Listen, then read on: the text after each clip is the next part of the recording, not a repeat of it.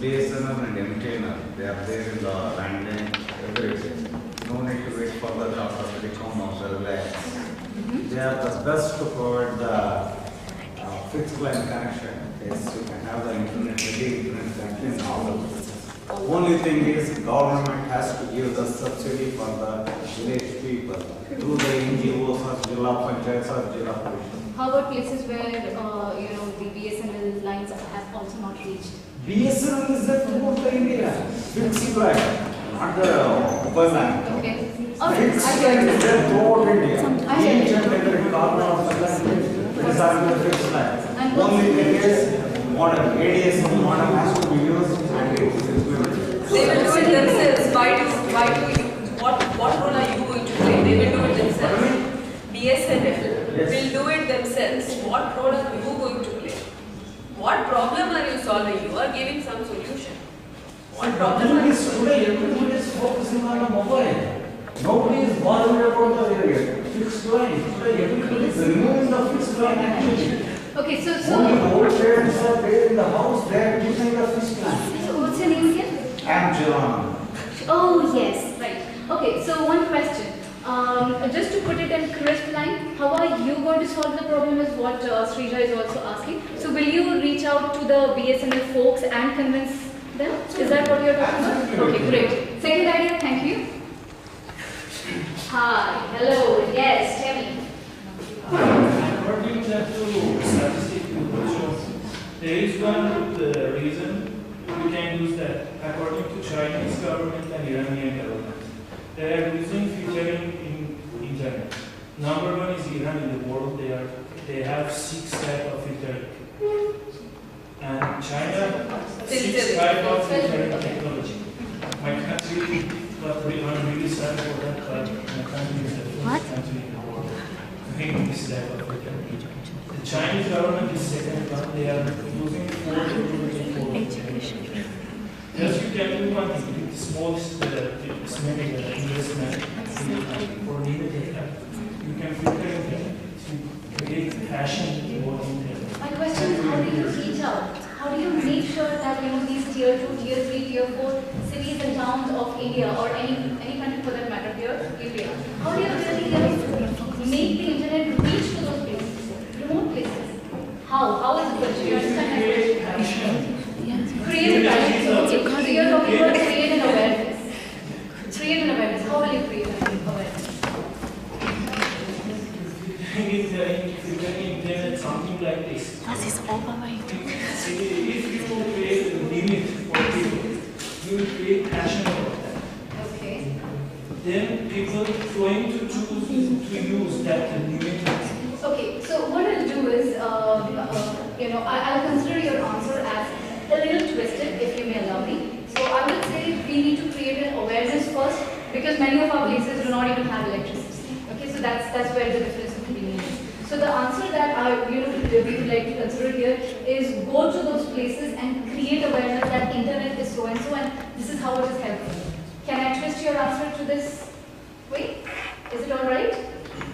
I think he meant something else. I think you're trying to say that if you create demand by filtering something, people will ask for it more. So if you don't get the ice cream, you want more. Right? So you're saying if people are given the right scope, but you have to ask for it, work for it, or create awareness for it, and then use it, they will respect it more. Whereas if you get everything freely available, they will not respect it or take it. Is that what you're saying? You may be wrong. Exactly. Okay, great, thanks. So that's his solution. Thank you. And the third? Okay, we have a tie. I'll start. We got 35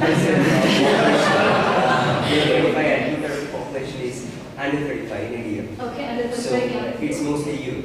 Alright. So if you can concentrate on the youth, the kids especially, if you try to get them addicted to internet, they'll be able to sell to penetrate more. Internet. You can do this by online video game addiction. That's the best way. Okay, online video game addiction.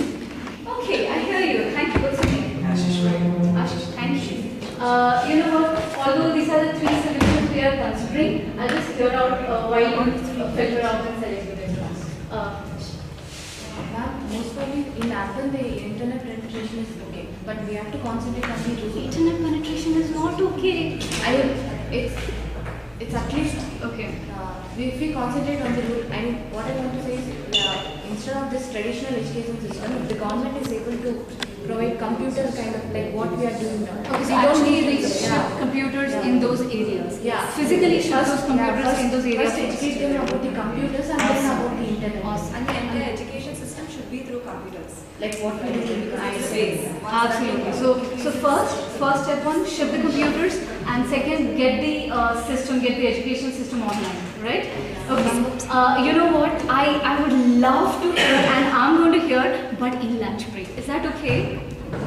Is that okay? I'm sorry, you guys are not very fast. All right. So have you guys already decided on who's the winner? Okay. So you know what? Take your own time. We give it to them. The I girls think idea. I'm going to do that. You have to understand the distinction between urban and rural markets. The penetration 5% is for the whole of India, but urban is much higher than rural market. And the fact that internet cannot work as a standalone thing, it's just a medium. What is your end point? That also needs to penetrate, right? So they have that perspective, the way they have thought about it is correct. Right? Good. Awesome. And you know what? I have one more question for you. And everybody heard their solution, right? Solution to this problem. First, ship the computer. Second, get the online education system in place. What about mobile education? Yeah, we'll get to that later. We'll just stick to their answer first. So now, do you think by doing that, these guys have also solved? Yeah, they would have increased the internet penetration. That's the mission statement. But along with that, what have you resolved? You have solved one major issue out there. Literacy. Education problem. Education and literacy. Literacy problem, and you're actually developing those places. So you know what you guys have done just now? Do you guys realize that? Yes, no, maybe. Yes. Okay, great. So you actually solved a social problem using your enterprising skills, your organization skills, right? And that is nothing but social entrepreneurship. Heard of this term? There are lots of fancy definitions out there, lots of them that will confuse you and I. And for you it is okay, but I was an average student, I don't understand all the confusing things. So for me the simple definition works best. So for me a social entrepreneur is a person who solves a social problem directly or indirectly. In your case you solved this social problem indirectly. So a person who solves a social problem using enterprising skills, using entrepreneurial skills. Is that definition simple enough? Will we remember that if I wake you up from the sleep? Great. Thank you. So if you look at this, what we just demonstrated is a social entrepreneur, like many other entrepreneurs, business entrepreneurs. These are the key qualities that the person will have. Right? Change makers, you just make a huge change, impacting change, energetic, unstoppable. Although Nandini gave you an unrealistic goal of 5% to 15%, it didn't really stop you. You were unstoppable, you were a die-hard optimist. Do you agree with me? Okay? Look at these all guys here. Okay, they didn't have money, they didn't have blah. Are they still entrepreneurs? I mean, these guys are die-hard optimists. And the social entrepreneur, the only difference here is the social entrepreneur will have a mission, indirect or direct mission of causing a social impact. Make sense? I'd like to add something over here. Typically, entrepreneurship and when you start a business, your bottom line, what is your bottom line? Your bottom line is measured in only one aspect, which is called your financial bottom line. So how much money are you making? How much profit are you making? So that's your measure of performance. Whereas a company which is looking at a social entrepreneurship, it has not only the mission of making money but also doing social good. The most simplest example that I can give, which is visible, is probably SKS Microfinance. You must have heard of it. They did an IPO. So they basically are into lending small amounts of money to the underprivileged people. So social entrepreneurship, typically these companies are what are called triple bottom line companies. So that means they not only have a financial bottom line, they also have what is known as a social bottom line and an environmental bottom line. So that is where you must have heard of names like sustainable businesses. Well, that's what it is. It's triple bottom line companies, and there are ways of making measurements of what is the impact that you're creating. So if you're talking about social bottom line, by deploying X amount of capital in a traditional financial world, you say in 3 years, the return to the investor is probably 30%, so you'll probably be getting around 5x in return on capital. In a company which has a social mission, the way of measuring the impact of this company is how many people have been probably pulled out of poverty, or how many people have probably got educated, or how many number of people have actually got access to clean drinking water. So, just for your information, a lot of such companies or such work happening right now in India. One such name that I can think of, I leave my company out where we are still yet integrated in the market. There's a Water Health International. So this is started in Andhra Pradesh. So they have gone and provided clean drinking water for around 300 villages at 5 rupees for 20 liters. It's caught on to such an extent that now the government wants to replicate it. Now the way they are measuring the impact, they are also providing financial return to their investors, but the impact that is measured by the fund which has funded the company, how many number of people are actually getting access to clean water supply because of this company. So social entrepreneurship is not about only financial bottom line, it also is about social bottom line and environmental bottom line. Yeah, please. So going, taking the same thread forward, so do you think social entrepreneurship is equal to charity? Let me rephrase that. Do you think social entrepreneurship is necessarily charity? No. Precisely. And if you look at this is exactly, he just helped me out, we had a second.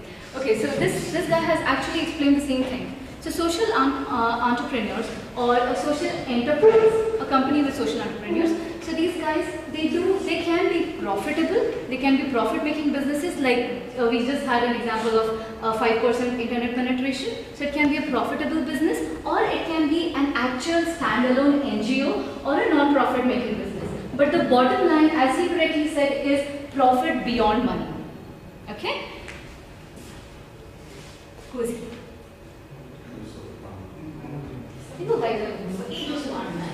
Great, you are right. He is Dr. Mohammed